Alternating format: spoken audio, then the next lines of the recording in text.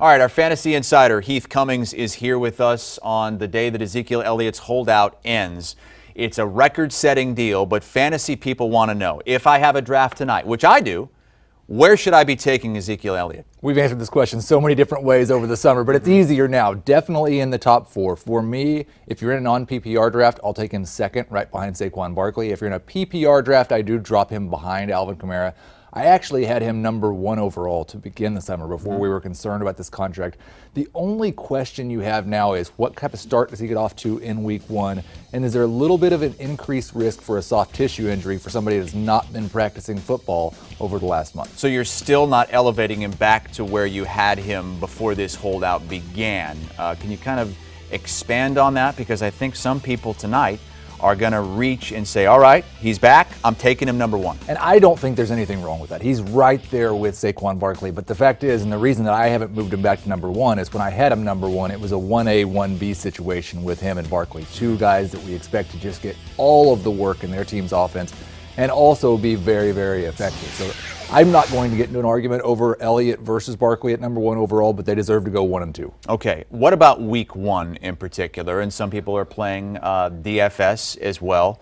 What can we realistically expect from Zeke? It's tough. It's tough to gauge when you don't really know. This is something we're going to hope we get more information on as the week goes on. Jane Slater did tweet from NFL Network just a few minutes ago that they expected 20 to 25 reps for Elliott, and that could mean 2 different things. If it's 20 to 25 touches, then you're putting Elliott at the top 5 back and just not worrying about it. He might be number 1 overall. If it's 20 to 25 snaps, then he's more of a low-end number 2 that's probably just only going to play when he touches the ball. So we're going to hope for more information. As of right now, I have Elliott ranked as a low-end number 1 running back. Not quite where he would be on a normal week, but definitely a must-start option. For the season as a whole, let's just say that everything works out fine. There's no soft tissue injury. There's no lag in week 1.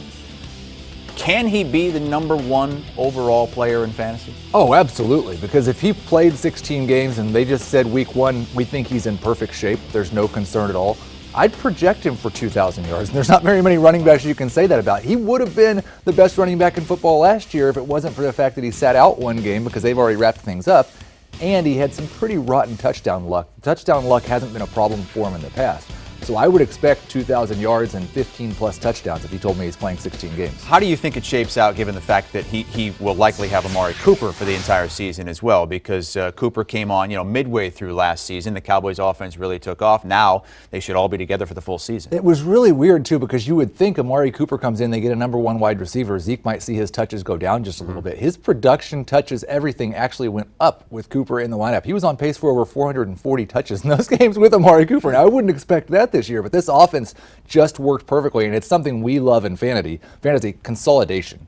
When a high number of targets go to a low number of players, it makes it much easier for us to project. That's what Dallas did last year. Oh, man, if you drafted last week, you were probably thinking there's a chance Ezekiel Elliott does not come back to the team week 1, maybe week 2, so you're taking Tony Pollard.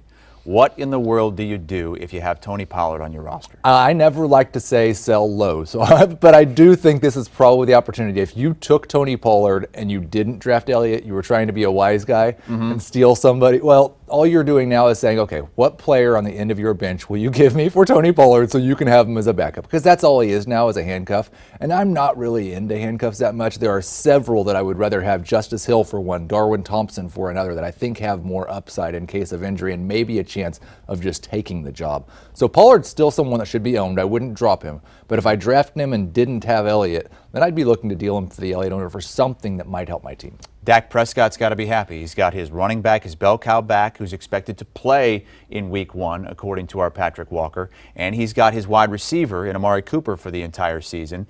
How do you forecast Dak Prescott to perform? I think he's one of the most underrated quarterbacks in fantasy football. You look at what he has done when he's had a true number 1 wide receiver and when he's had Ezekiel Elliott on the field, and he's been a top 10 quarterback all of those times. Last year, he was on pace for 4,300 yards after Cooper arrived in Dallas. This is a fantastic situation for him. His floor is helped by the fact he's going to give you some production on the ground. and he's underrated as a passer. He is available in the last round of most fantasy drafts, being drafted as the number 17 or 18 quarterback off the board. He's a top 10 guy for me in week 1 and a top 12 guy for me for the season. One of the best values in fantasy. All right, that is Heath Cummings joining us here this morning as Ezekiel Elliott gets his record-setting deal. He says, you got to take him top 4. You could even stretch for him at 1 if you'd like.